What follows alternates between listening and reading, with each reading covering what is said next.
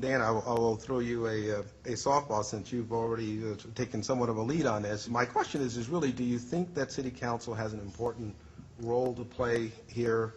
And if so, how do you think it should play that role?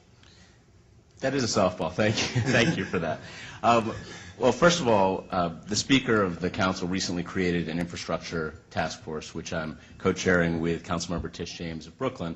And the reason why she set this out, I think a lot of us had a wake-up call this summer when it came to the steam pipe explosion. I'm looking at the street right over here, and when we had our hearings in the council and realized the age of the pipes with 105 miles of pipes underground and the average age being 54 years old and some of them being up to 104 years old. And you think to yourself, really, how vulnerable are we as residents of the city of New York? And it was immediately followed by that 1 hour of 3 inches of rain coming into our subway system and crippling our entire subway infrastructure for a period and costing us countless numbers of dollars in economic activity.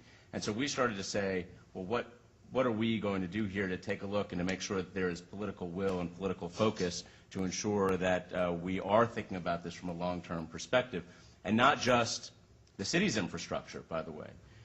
We, in the infrastructure task force, are going to be taking a look at the non-city assets as well, the various projects that are out there that are under the control of the federal and state government, the authorities.